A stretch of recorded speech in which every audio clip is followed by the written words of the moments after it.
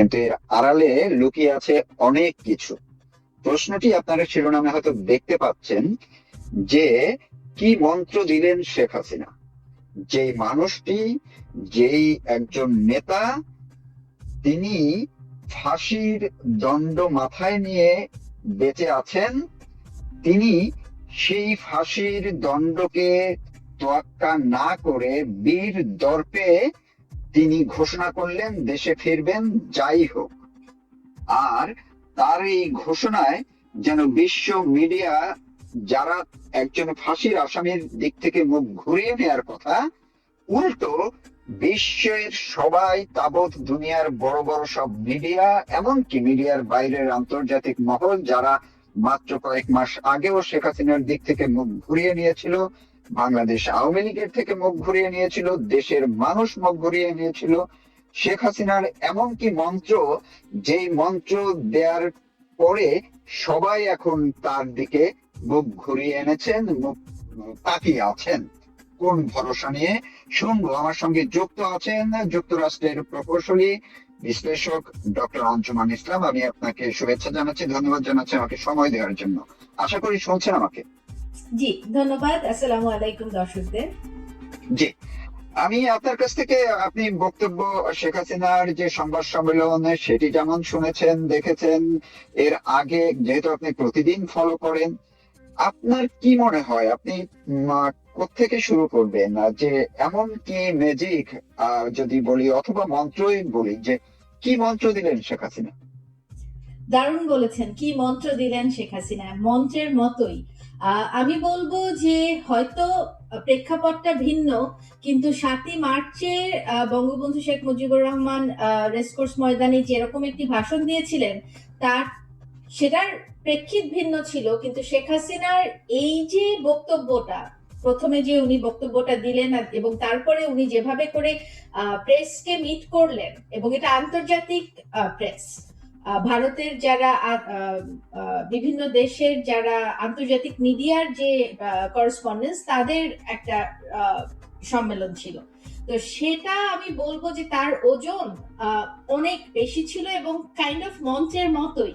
কারণ যেভাবে করে গোটা বিশ্বের মিডিয়া এই নিউজটাকে পিক করেছে, নিউজ ভ্যালু এটার এত হাই ছিল যে কিভাবে একজন দেশ ছাড়া রাষ্ট্র সরকার প্রধান, যার মাথায় ফাঁসির দণ্ড ঝুলছে, তিনি কোন বলে বলিয়ান হয়ে তার জনগণের কাছে ফিরতে চান, কতখানি আস্থা থাকলে জনগণের প্রতি একজন রাজনীতিবিদ এটা করতে পারেন, সেটা এখনো মানে সেইটার গুরুত্বটা আন্তর্জাতিক মিডিয়া যে বুঝতে পারছে। এটা 92টা সংবাদ মাধ্যমে এটা প্রচারিত হয়েছে, প্রায় 5.5 কোটি মানুষ এটা লাইভ দেখেছে।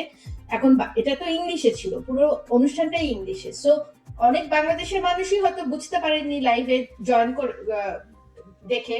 কিন্তু যেটা বলতে চাচ্ছি আর কি, যে উনি যে বক্তব্যটা দিয়েছেন, বাংলাদেশের মিডিয়াও তো আসলে ব্ল্যাক আউট ছিল সরকারের নির্দেশনায়, ফলে তাৎক্ষণিক বাংলাদেশের মিডিয়ার মাধ্যমে না দেখলেও অন্য মাধ্যমে সবাই ধারাবাহিকভাবে দেখেছেন এবং এখনো দেখছে, তাই তো?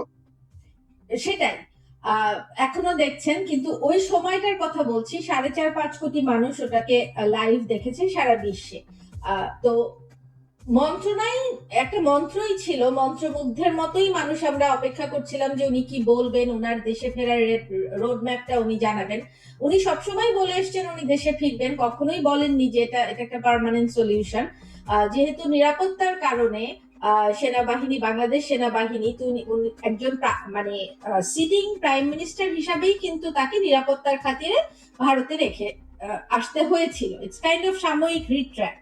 এখন পরিস্থিতি কারণে উনি তারপরে আর ফিরতে পারেননি, এরপরে জল অনেক দূর গড়িয়েছে, কিন্তু উনার যে কনভিকশন যে আমি আমার মানুষের কাছে ফিরবো, আমি হয়তো দেশ থেকে দূরে আছি কিন্তু I am not away from my people, এই যে মন্ত্রটা, that gave such a powerful message to the entire world.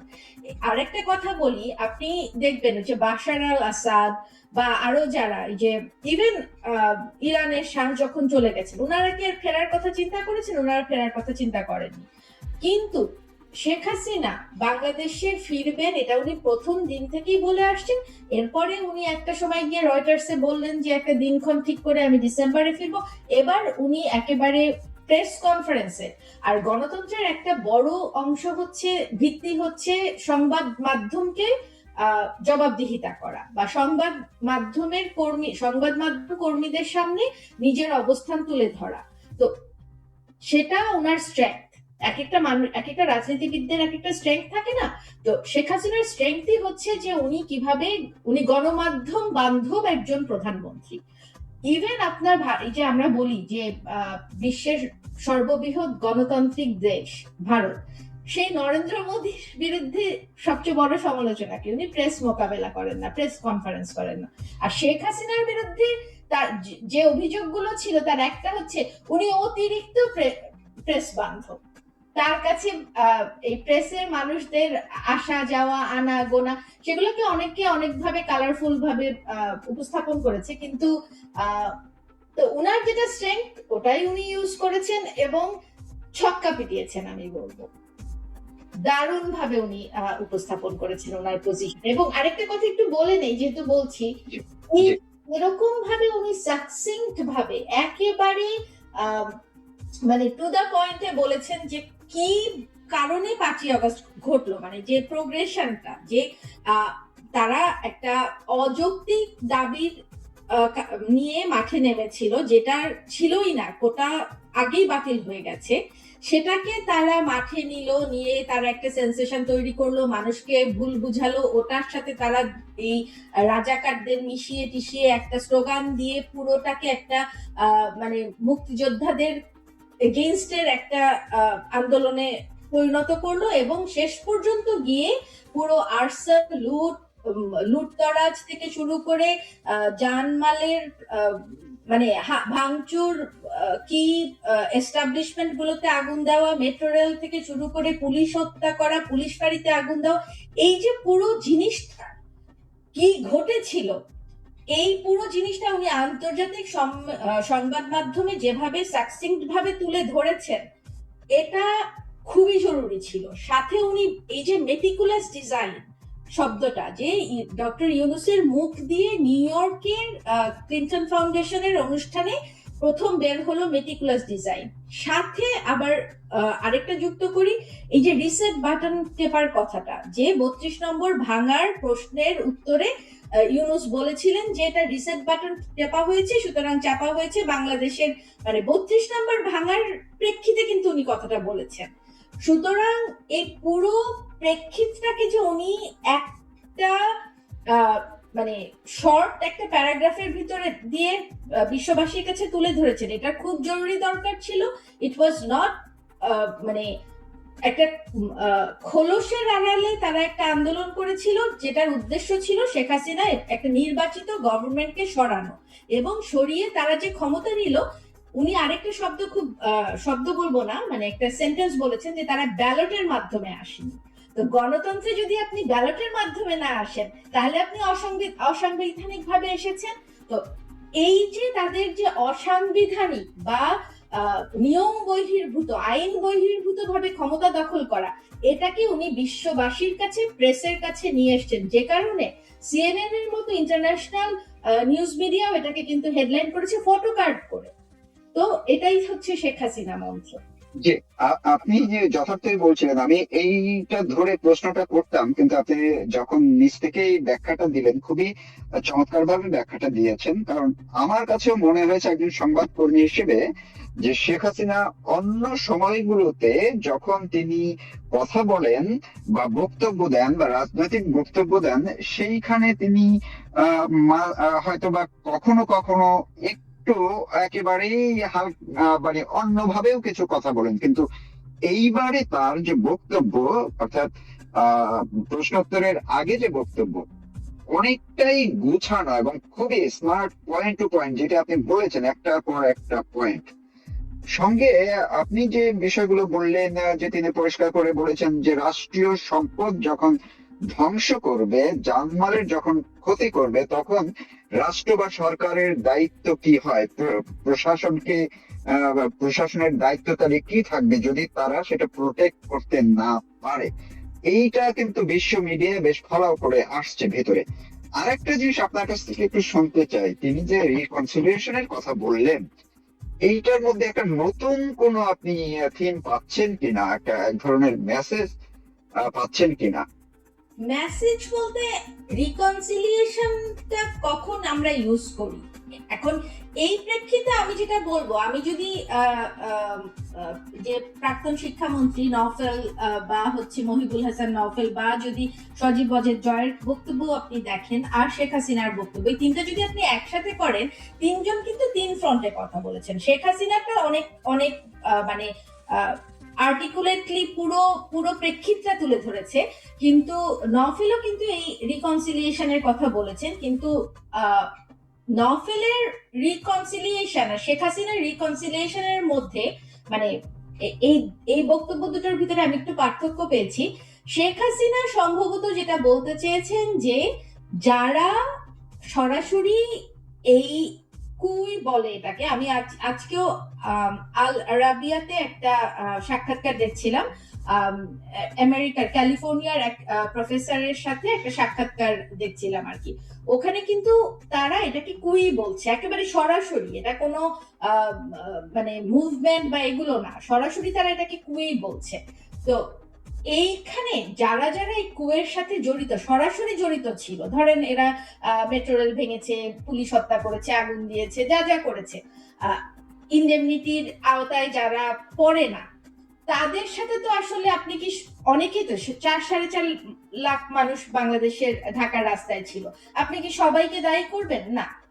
তো এখানেই রিকনসিলিয়েশনটা আসে আর কি, যে হ্যাঁ যারা প্রতারণার শিকার হয়ে যুক্ত হয়েছে বা হচ্ছে না বুঝে গেছে বা অনেকে হয়তো মানে জাস্ট তোড়ে মানে স্রোতের তোড়ে চলে গেছে, এদেরকে কিছু করা হবে না হয়তো।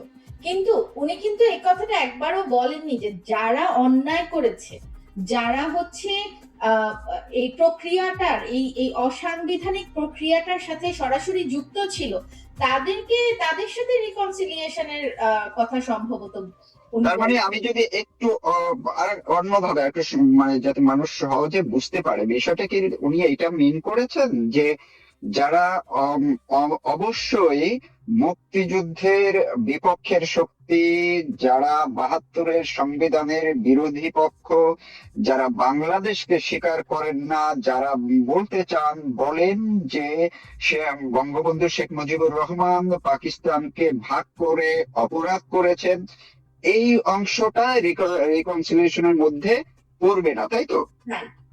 একেবারে আপনি পিন পয়েন্ট করেছেন যে যারা মানে যারা এই পুরো চক্রান্তটার সাথে জড়িত ছিল এবং সরাসরি অপরাধ করেছে, অন্যায় করেছে বা ক্রিমিনাল অ্যাক্টের সাথে জড়িত ছিল, তারা তো তাদের সাথে রিকনসিলিয়েশনের কথা বললে তো আসলে এই যে এই গত 2 বছর ধরে আওয়ামী লীগের নেতা কর্মীরা যে পরিমাণ নৃশংসতার শিকার হয়েছে, তাদেরকে হত্যা করা হয়েছে, বাড়ি জ্বালিয়ে দেওয়া হয়েছে, আপনি জানেন যে যে যে রকমের পরিস্থিতির ভিতর দিয়ে গেছে, তাদের তো যারা মৃত্যুবরণ করেছেন তাদের আত্মার সাথে এটা ন্যায্যতা হয় না আর কি। তো সেটার দিকে আমার ধারণা কখনোই রিকনসিলিয়েশনের কথা আসছে না। কিন্তু যে আবার তো দেশটাকে গড়তে হবে, দেশটা তো তলানিতে এসে ঠেকেছে, তাই না? মানে দেশের তো দেশ যদি গড়তে হয় তো মন্ত্রটা কি? শেখ হাসিনার যে আপনি যে আজকে টপিকটা করেছেন মন্ত্র, হ্যাঁ, তো মন্ত্রটা হচ্ছে দেশ গড়ার জন্য, শুধুমাত্র দেশ গড়ার জন্যই সম্ভবত শেখ হাসিনার এই বয়সেও এত কিছু মাথায় নিয়ে উনি ফেরার কথা বলছেন।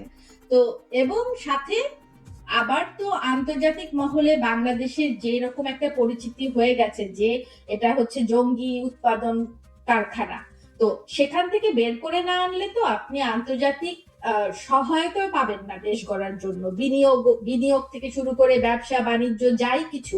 তো সবকিছু মিলিয়ে একটা আমাদেরকে তো একটা কমন গ্রাউন্ডে আসতে হবে, সেই কমন গ্রাউন্ডটার কথাই সম্ভবত উনি বলেছেন আর কি।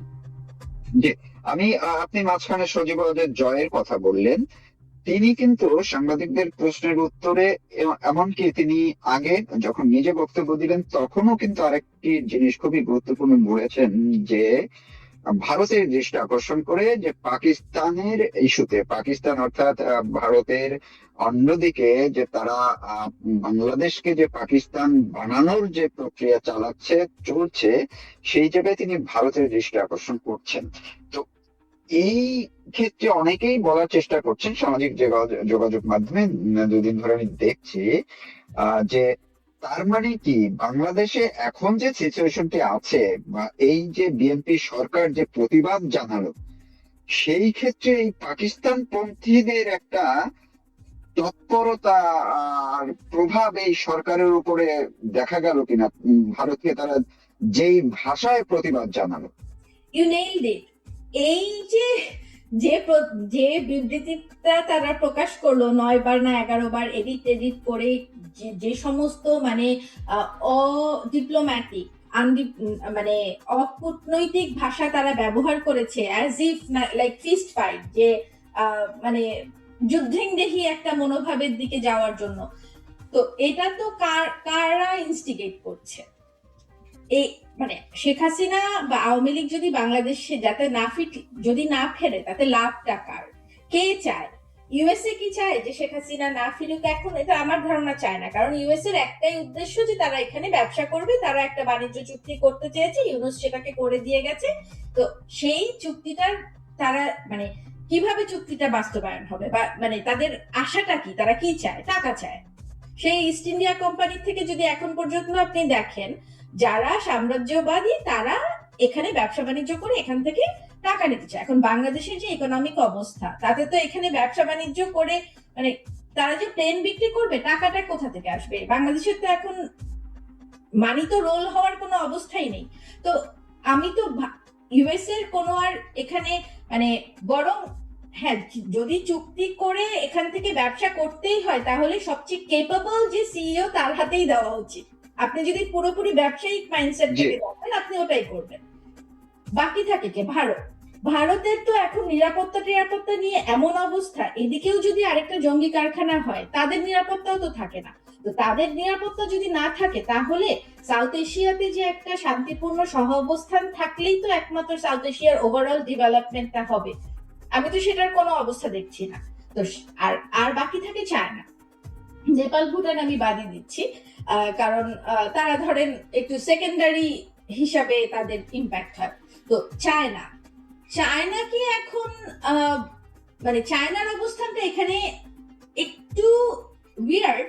তারা বিনিয়োগ করতে চায়, অ্যাট দ্য সেম টাইম চায়নার কিছু সমর্থক আছে বাংলাদেশে, রাজনৈতিক মানে তারা কি বলে মানে চায়নাপন্থী রাজনীতি করে। এটা কি আমি জানি না, কিন্তু তারা করে। একটা গণতান্ত্রিক দেশে আবার চায়নাপন্থী রাজনীতি হয়, যেখানে কিনা আবার এক দলীয় গণতন্ত্র। তো এটা একটা জগা খিচুড়ি আর কি। আমি ওনাদেরকে বুঝতে পারি না, কিন্তু এটা আছে বাংলাদেশে।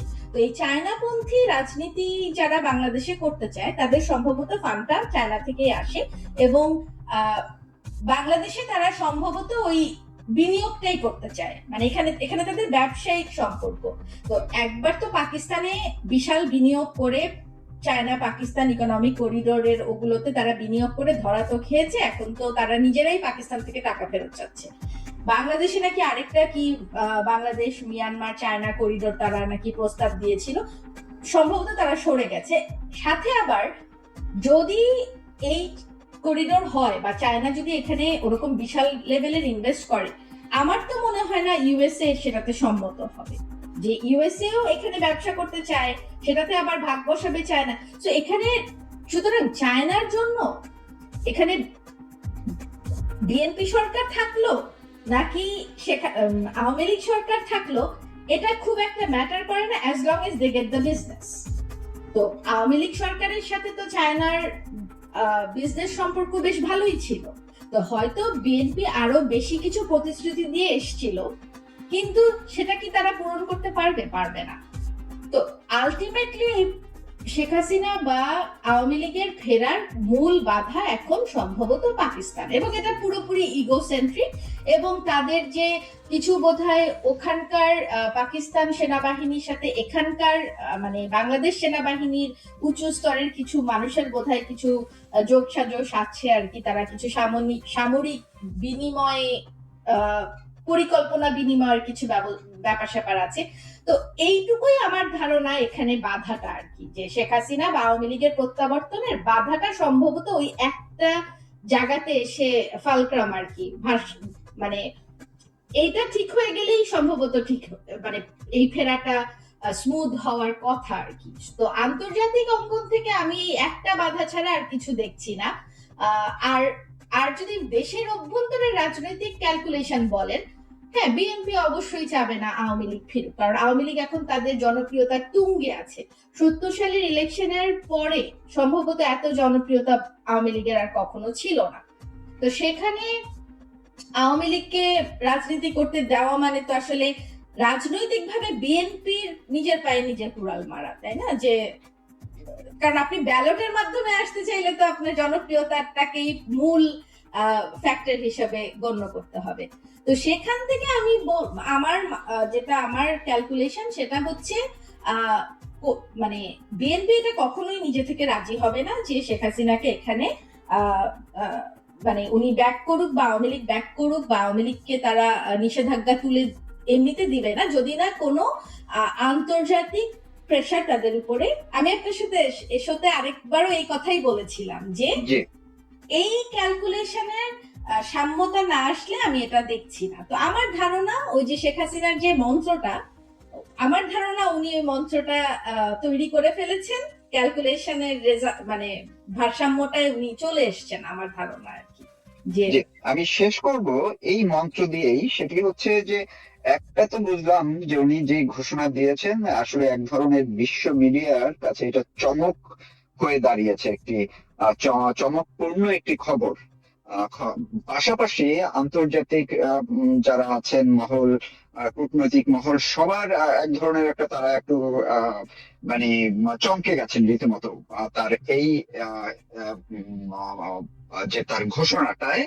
এবং অনেকে এর আগে ইন্টারভিউ গুলো দেখে হয়তো মনে করছিলেন যে এটা বলার জন্য হয়তো বলা কোনোভাবেই হতে পারে, কিন্তু সংবাদ সম্মেলনে যখন তিনি রিকনফার্ম করলেন, কংক্রিট করলেন, তখন কিন্তু এই বিষয়টা আন্তর্জাতিক মহলে তারা খুবই গুরুত্ব দিয়েছে এবং দেশের রাজনীতির মহলেও। আমি যদি একেবারেই শেষ সময় আপনার জাস্ট 1 মিনিটের মধ্যে যদি একটু আপনার পর্যবেক্ষণটা বলেন, এই যে বাইরের যাই হোক দলের ভিতরে তৃণমূল পর্যায়ে কিংবা দেশে বিদেশে আওয়ামী লীগের অঙ্গ সহযোগী সংগঠনের নেতা কর্মীদের মধ্যেও নানান ধরনের কিছু ভুল বোঝাবুঝি আছে, নানান ধরনের বিভ্রান্তি আছে, অনৈক্যের কিছু আমরা চিত্র বিভিন্ন সামাজিক যোগাযোগ মাধ্যমে নিজেদের মধ্যে নানান কিছু দেখছি।